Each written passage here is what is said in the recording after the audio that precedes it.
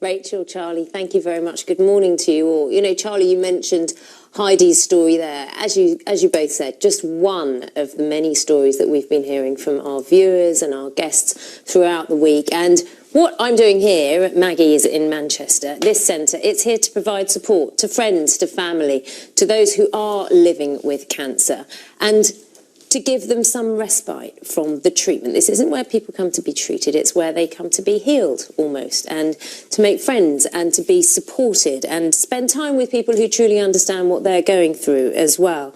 We're going to be hearing from people here at Maggie's. They're going to be sharing their advice with us. We're going to be talking to a top scientist who's at the forefront of cancer research, and from people who are living with cancer today and how they think services can be improved. It's not a perfect world, of course, and we'll be talking about what it's like to survive cancer and live on after cancer as well. Now, of course, we heard Heidi's story and how she's talking to her children, but let's not forget many children being diagnosed with cancer every day, more research being put in towards children with cancer as well. But also parents who are living with cancer and leaving children without parents. Now, this year's Children in Need is raising money for places like this and for support for children who are living without parents who have suffered from cancer. Now, Louise went to meet 16-year-old Abby.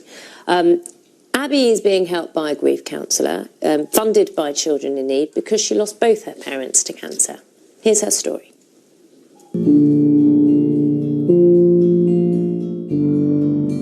This is the place where the brick is for the memory of my mum and dad. So I come here a lot, especially on special days like Mother's Day, Father's Day, the birthdays.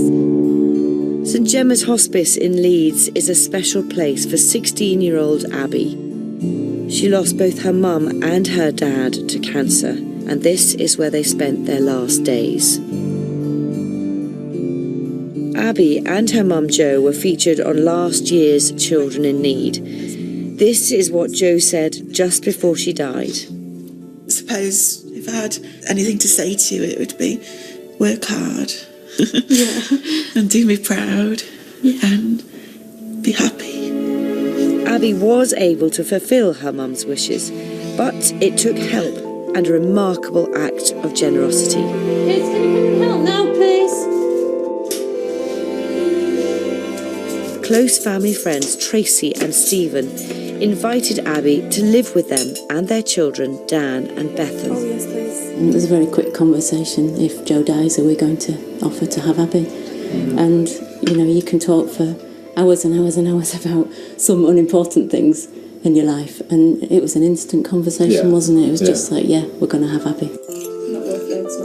We never set out to replace her as mum and dad.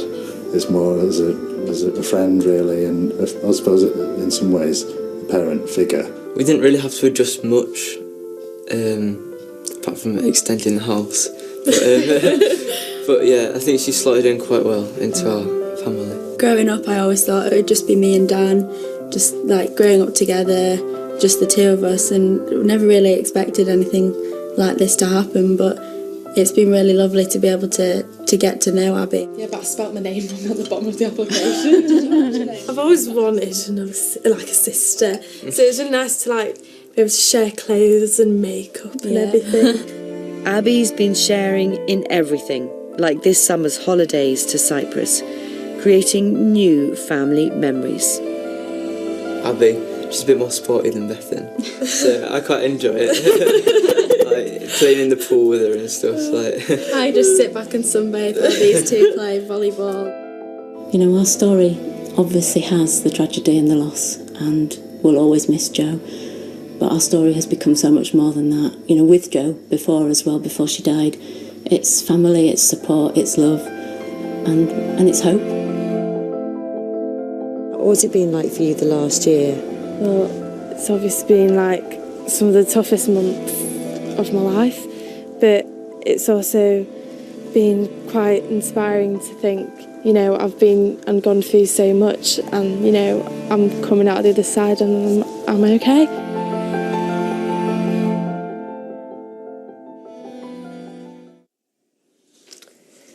An amazing story there. If you want to support children in need, you can help by making a donation.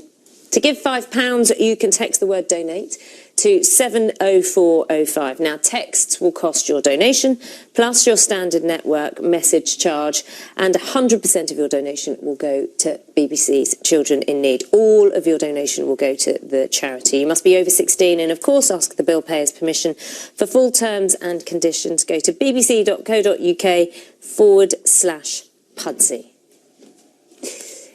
I'm joined now by three rather remarkable people who are very frank about the situation they're in, and I think you're going to be very enlightened by their situations. All have terminal cancer, each of them using their own experience to show what it's like to live with cancer. Meet Chris Hellenger, Nicola Murrells, and Steve Hewlett as well. Chris, let me start with you. You were diagnosed with cancer when you were 23. Yes. And your prognosis? I don't tend to use the P word. I don't really believe in them. I don't believe in prognosis because no one's ever told me that I'm going to live a certain amount of time. I mean, I Googled it one night and that was a bad idea. But, I very much outlived my so-called prognosis because I'm now 31. So I've lived with this for almost 8 years. I was diagnosed with stage 4 breast cancer. And diagnosed too late because I just didn't know I should be checking myself, and I didn't know that breast cancer could happen to someone so young. And we're going to talk about Copperfield in a couple of minutes as well. Nicola, you have bowel cancer. I have bowel cancer. It's now spread to my liver, yes. And you were diagnosed when? 3.5 years ago. Can I use the P word with you? Yeah. Your prognosis? Well, if you listen to the experts, I should have been dead last week. So I'm not. So on that basis, I don't really listen to prognosis either because I don't want to be labelled. And I just completely intend to stay here for as long as possible. And we're going to talk about your blog, Kick My Ass Cancer, or Kick My Ass Cancer, yeah. as you say. Steve, morning. You were diagnosed with... Stage 4 cancer of the esophagus. It's located where the esophagus meets the stomach. So it's what they describe as advanced, which means when they found it, it was already in my lymph nodes and liver, active in the liver. Interestingly, it's not liver cancer, it's gastric cancer in the liver. But nevertheless, that means no surgical option, no curative option, but palliative chemotherapy. To take you up on the so-called P word, no one's ever said that to me either. And I'm not sure it's entirely helpful to say that I've got, that I'm suffering from what's the term you used? Not fatal cancer, but what was the word in your introduction? Terminal cancer. Terminal. Well, the only thing about what do they say about life? Only two things are certain, which is death and taxes. And cancer is very much part of life as I see it. And look, I might have weeks, I might have months, I might have years, I might have a normal lifespan. And, I can give you the probabilities and, they change over time and, but probability is not a lot of help. You don't know, are you in the 50% or are you in the 40%? Are you in the 70% or are you in the 30%? No one's got the foggiest idea. So there might come a point with my cancer where they say, OK, here we are, it's going to be X. But no one has said that up to this point, and I don't think it's particularly helpful in one sense. You have to live with the uncertainty that is life, really. It's just a bit more acute when you've been given notice. I'm going to avoid the T word and the P word. I think that's fair. Chris, let's talk about Copperfield. This is something you set up soon after you were diagnosed with breast cancer. Tell us about it. It was, off the back of never knowing that I should check my boobs. And so I'd ignored the symptoms for a long time, didn't know I had this great lump in my left breast. And because no one had ever said, cancer can happen at such a young age. So, in fact, when you went to the doctor, sorry for interrupting, you were sent home. Yes. They just because you were so young. Yeah, they put it down to being, a hormonal thing. So it's exactly what I wanted to hear. So I didn't really think much of it. So it was 8 months before I was finally diagnosed, and so obviously it had already spread to my spine. And that was really silly. It was ridiculous. I could have known so much. I could have been told at school. I could have been told at uni. I could have been told at all these times during my youth about this and knowing my own body. And no one was educating young people. So I kind of had this overwhelming need to set up Copperfield. And obviously we've done incredibly well. And it's been, really educating people and inspiring people and and making people check their boobs and going to their doctors much sooner, and subsequently being diagnosed at a stage when it can be treated. And that's what we want, because there are amazing treatments out there, and there is so much support out there. That it just needs to happen at an early stage when then that's when it's most useful. It's about communication, isn't it, really? Nicola, this blog, Kiss My Ass Cancer, or Kiss My Ass Cancer. Kiss My Ass Cancer. What does it... Who are you talking to? Who's reading your blog?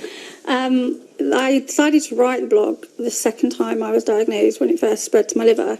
And it was really just to share the real truth of what having cancer is like. So just being completely honest, to help people take responsibility for the fact they have cancer. So not that in any way that it's their fault, but in terms of looking after themselves to try and aid any treatments that they're having. And I just started writing it down, and what I found is so many people were contacting me, texting me, asking questions. It's fabulous, and quite often people just want to read your story, and they want to tell you their story.